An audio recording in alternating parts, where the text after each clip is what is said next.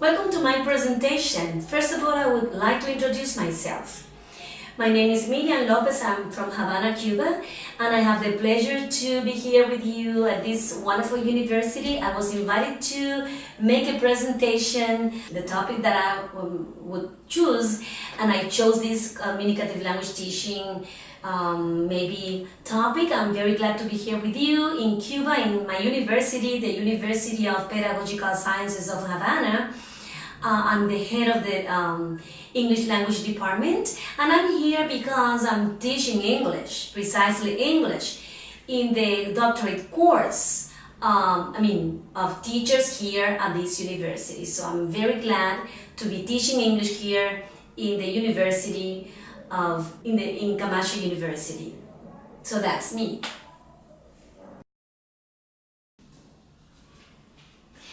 Today we will be speaking about the communicative approach to language teaching and how to make this approach teacher-friendly, which means how to make it friendly for students as well.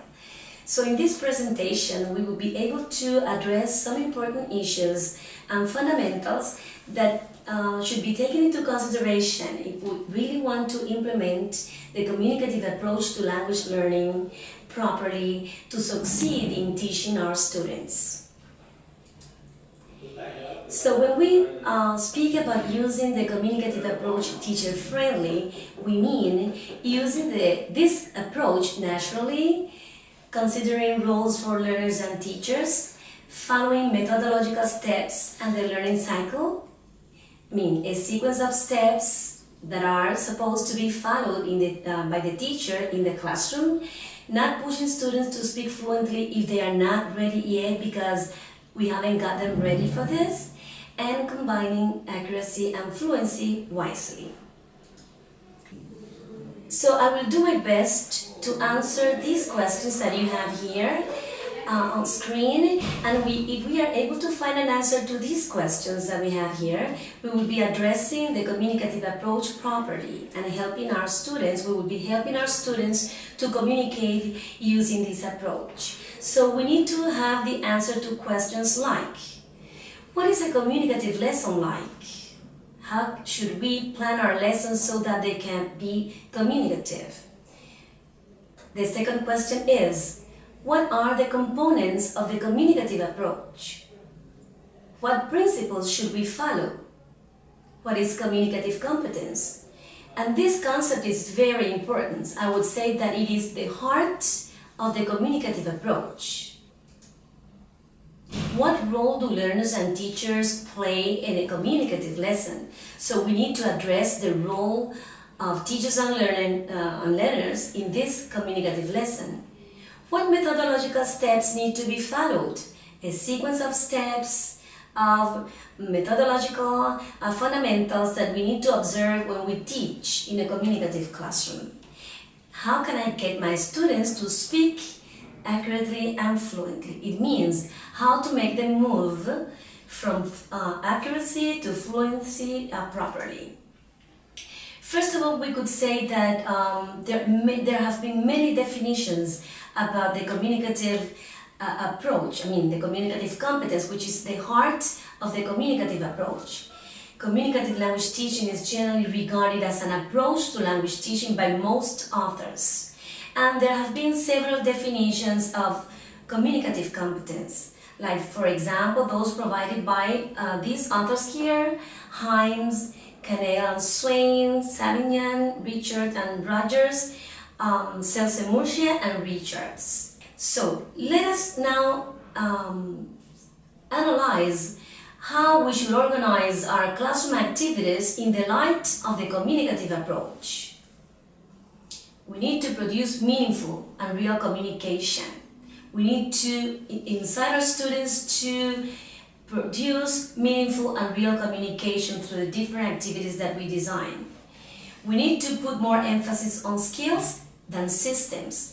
This is the difference that we have between the communicative approach and other previous approaches that we've studied before, like the grammar translation method, the audiolingual methods, and others that you have already studied. So, what about teachers and students' role? we need to move from the teacher-centered lesson to a more learner-centered lesson. So we should put our students at the very center in our lesson. So they should do most of the talking, not ourselves. And of course, using authentic materials.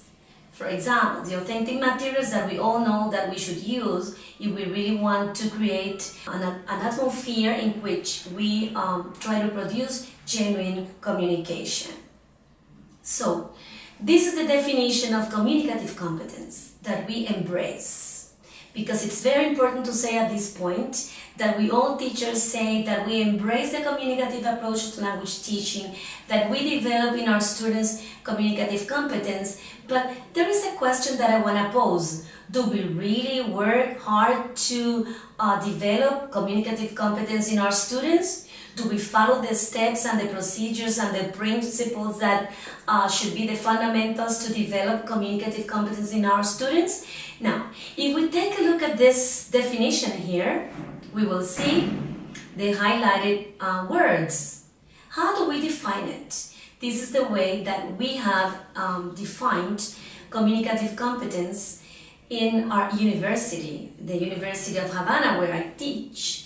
It's an individual's performance in his verbal and non-verbal activity in real communicative situations involving the interaction between two or more people or between one person and an oral or written text in correspondence with a given social context. This is a definition given by Font in 2006. So if we analyze this definition, we will see that communicative competence comprises the 4 loud skills. That's very important. It's not only about speaking. There is a misconception that communicative competence is only speaking all the time, speaking fluently, and that's a mistake. That's a fallacy. So communicative competence should imply being communicative in the 4 loud skills. Now, it says here in the definition that it's the performance in the verbal and non-verbal activity. Let us remember that we also convey ideas and messages we communicate using body language and non-verbal communication. Interaction is a key word in this definition. Interaction is paramount. It's very important to have our students to exchange in the classroom, to interact with each other, learn from each other, and correct each other. And also, this interaction occurs not only among students and teachers, it is also the interaction, the way we interact with a written text in correspondence with a given social context. Remember that we also interact when we read something, when we listen to somebody, and when we write to someone. So this is a very, I would say, holistic definition, a very comprehensive definition which comprises the main points that we should take into consideration in communicative competence. What about the different dimensions of this competence? Some authors call these dimensions as such dimensions, but some others call them let's say components, and some others call them competences in the communicative competence. So I would call them dimensions of the communicative competence. So let us start by the linguistic competence. Now, I have a question here. Let us think about this. Embracing or following the communicative competence or the communicative approach in language teaching means not helping our students to develop linguistic competence? Obviously not, certainly not. We need to teach our students, we need to help our students develop linguistic competence, which is basically to make them develop habits of pronunciation, vocabulary, and grammar.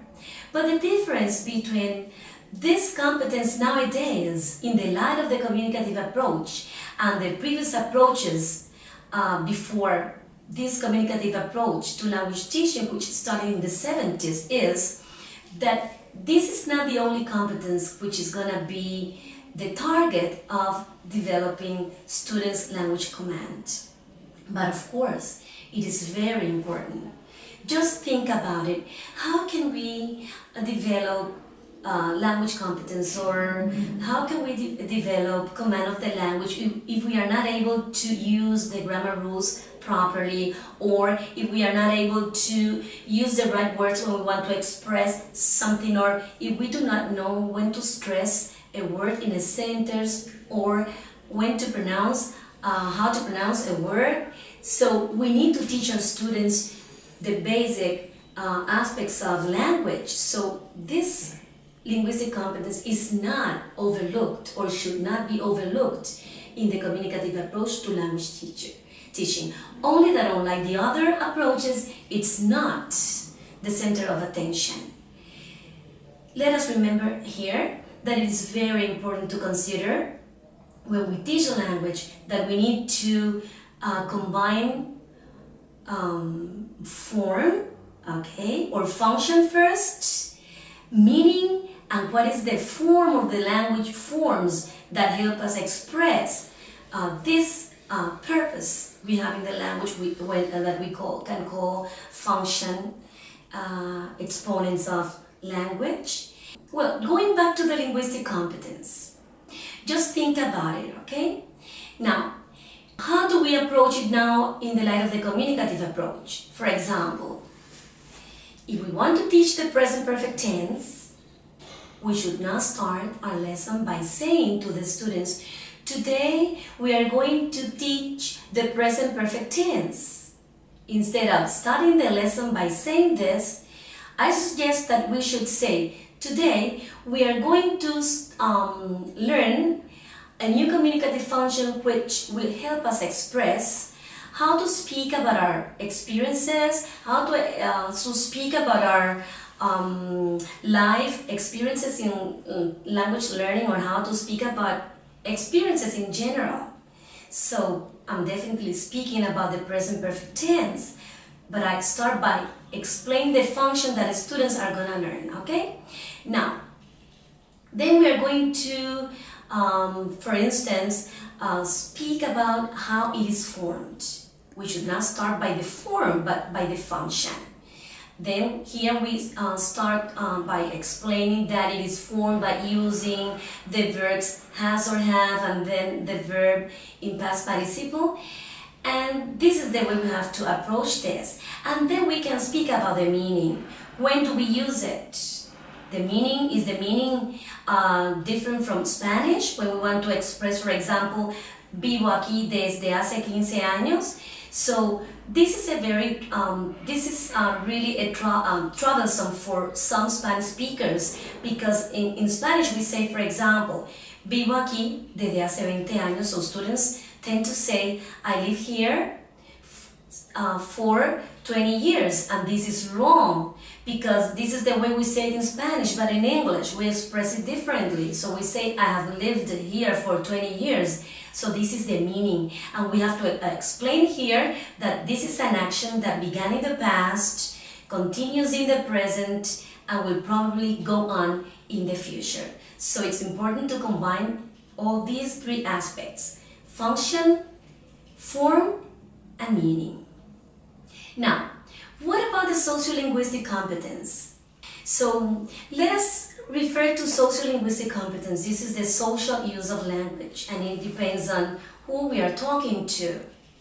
Are we talking to the teacher? Are we talking to another student, or one of our peers in the classroom? So it is important to consider that we need to know who we are talking to, the relationship that we have with that person, to choose the language that we need. For instance, the students wouldn't greet the other students or their colleagues by saying, good morning, sir, how are you doing today? All right? But if you talk to the teacher, you will probably use a more formal language, like you wouldn't say, hi teacher, what's up? Okay, so we need to choose the language according to the relationship, according to the closeness and the distance we have with the person we are talking to. What about discourse competence? This is very important. We want to speak, read, write and understand the language fluently. We need to use this discourse competence, which is this of using cohesive and cohesion devices that will help us join ideas by using maybe connectors and using pronouns and relative pronouns to move from the sentence level to the discourse, to the text level. And then we have the strategic competence. The strategic competence is very important, and let me tell you that it's most of the time overlooked. Why? Let us just give you an example about what happens in my university, in my classroom. Teachers most of the time refer to the mistakes students make, for instance, when they are in an exam and they say, you didn't use the present perfect tense properly because you omitted the verb has or have, or you didn't use the function of greeting or inviting properly, but they never refer to strategic devices or interaction strategies or communication strategies that should help the communication process flow smoothly. So we use this competence when we want to help the other person, I mean the listener or the interlocutor, and when there are, for instance, breakdowns in communication and we need to just keep the communication going. So there are many strategies that you could use, like paraphrasing, circumlocution, asking for clarification, and we need to teach our students to use them to make them learn this competence. And last but not least, we have the social cultural competence. This is very important, and this is about knowing the context, the cultural context in which we are using the language, okay?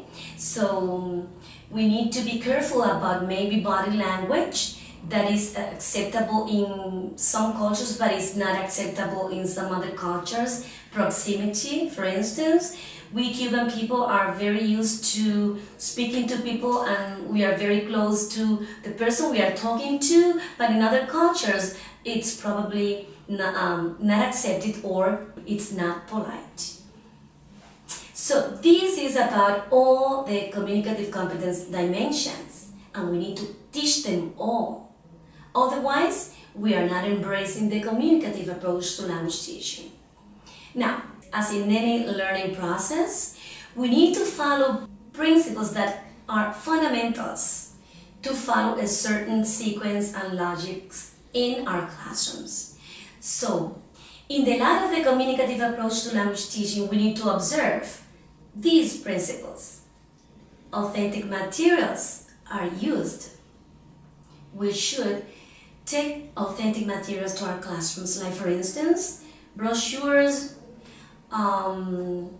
maybe real conversations of native speakers of the language, or maybe newspaper articles, magazine articles, and all we can just bring to the classroom that is authentic is going to be of great help to help them develop social cultural competence and all that we need to teach the language in the light of the communicative approach.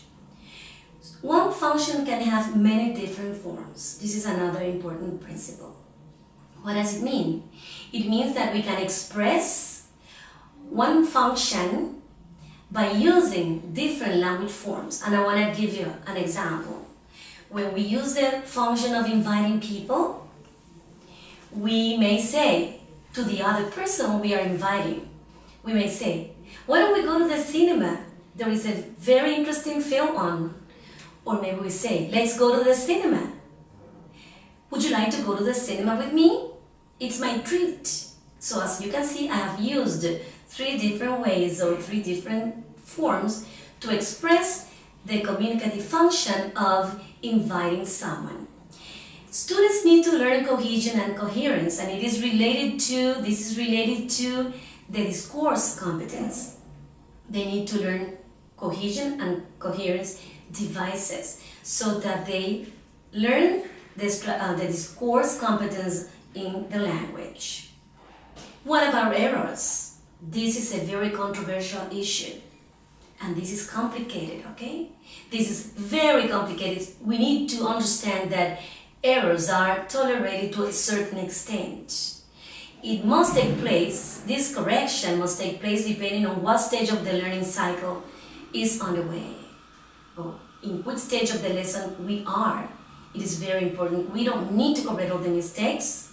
We need to be careful about when to correct the mistakes and how to do it. We need to make a difference between what an error is and what a slip is. This one is very important, cooperative relationships among students. This is crucial, and here we organize and set up pair and group work. But we need to organize it carefully, because it's not just setting up our students to use pair and group work when it's not recommended to use it. So we need to see in which stage of the lesson we will organize this groups, this grouping, or this pair work, or these cooperative relationships. The social context is essential. We already talked about the social context. They need to learn social cultural competence and social linguistic competence. It is also very important to make your students aware of the influence of the social context in the choice of language forms, like I explained before, to fulfill certain communicative purposes.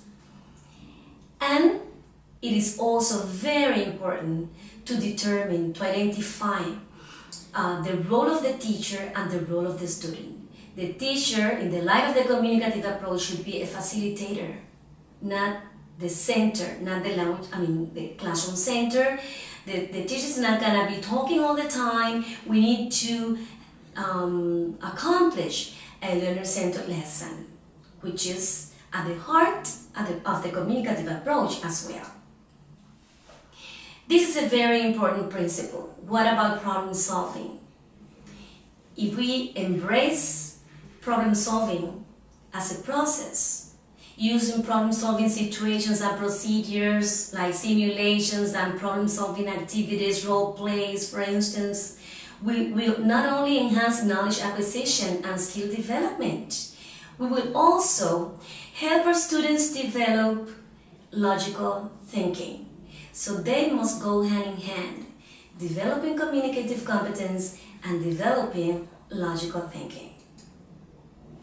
This is a very important principle. So take a look at the picture. What does it imply? Multilateral interaction. Learners will also interact not only among themselves, but also with video materials, reading texts, listening tasks. So we should place the students in communicative situations all the time. This is another important principle. And why is it important? We have to consider the communicative uses of the foreign language the student are likely to get involved in. So we need to consider why the student that we have in our classroom, why is this student is learning English, what the purpose for this student is in learning English. So we need to consider the purposes of our students in learning English, all right, and provide activities that are going to be very similar to those that are going to be involved out of the classroom. Language cannot be isolated from culture, of course, and we can also compare the mother culture and the foreign culture. This is also a must. By comparing both cultures, we will be like consolidating the principles or the essence or the nature of our mother tongue culture, which is very important to enhance our cultural values.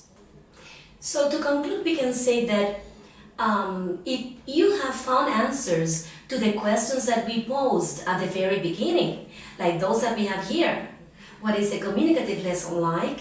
What are the components of the communicative competence? What principles are to be followed? What is communicative competence and why this concept is important? The role of teachers and learners and the methodological steps that need to be followed? And how can I get my students to speak accurately and fluently?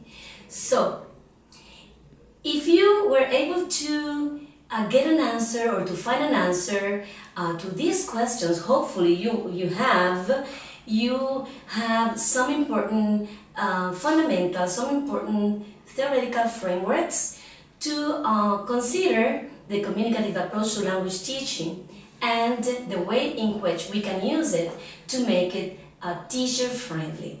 So thank you very much.